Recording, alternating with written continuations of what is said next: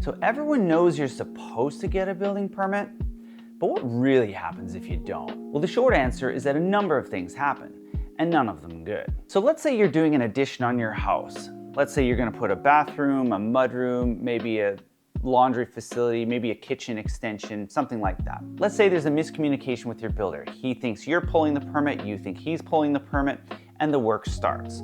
There's a knock at the door, and there's someone you don't recognize, and they say, what's going on here? And they start asking a lot of questions. You realize no permit has been pulled. So what happens now? The first thing that happens is a stop work order. Stop work order is given to you by the building official, and it's basically a placard that faces the street, and it just says stop work order. Effective immediately, the occupants have been notified that no work is to be undertaken until a building permit is pulled. So that basically just means that work has to stop. Now, what happens if a stop work order is ignored? Well, that's when things start to escalate a little bit. So if you're new to this channel, please subscribe. It helps me out a lot, and it helps you get videos just like this. I post them all the time, and it's information that you need if you're planning a construction project in the future. So the next stage in escalation would be fines, and that's usually levied by the county or the municipality, whoever has jurisdiction, and it usually is a multiple of what a building permit for that project might be. So if it's like a deck, the fine won't be astronomical, but if it's a whole house,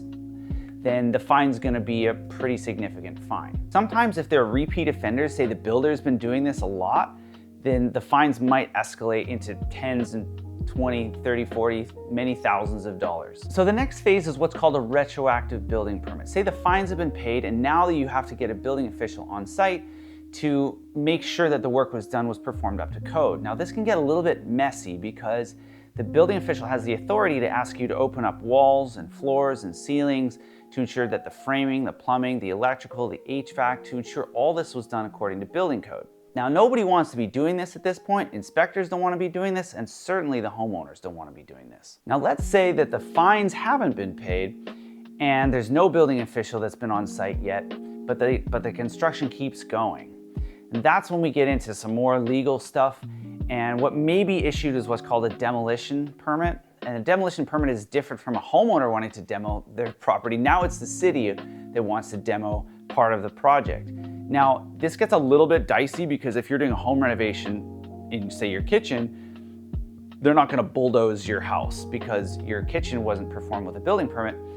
For outside structures, say additions, or for non-permitted additional structures, the city very well has the authority to bulldoze something off of your property at the expense of you. Property title issues can arise with unpermitted work too. When you go to sell, a home inspection will be completed and a title search will be done. And if there's something on that title, if the city's put some unpermitted work on that title, it can be difficult or really almost impossible to sell. You may be required to resolve the issue on title before the closing of the sale. Also, lenders and banks, they don't like lending money against a property that has something on title because the asset isn't as valuable to them. So if there's something on title, it can hold up a lot of different things legally down the line, and it can get really, really messy. So the last thing I'm gonna mention is home insurance. If you've got a whole bunch of unpermitted work and your home insurance is looking to insure that building, you're likely either gonna pay a lot more, a way higher premium in your home insurance, or the insurer may not insure you at all. If there's work that's deemed to be unsafe or unpermitted by the city, then the home insurance company is gonna look at that and say, that's a really high risk for something to happen, to occur, and they may not insure you at all. So I know it's not a popular opinion in maybe the far corners of the internet, but just get a building permit. For what you may save in the hassle of having a building official come and check your work, or the literal cost of getting the permit itself, which is not insignificant, I will admit, but for what it saves in that, you're going to pay later on for unpermitted work. So it's always in your best interest to get a building permit and have a building official check that the work and the structure and the work is safe. If this topic is of interest to you, make sure you check out my other content. I've got lots of information on this that you might need to have if you're planning a project. I'm Aaron from Albatross Academy. Thanks for watching.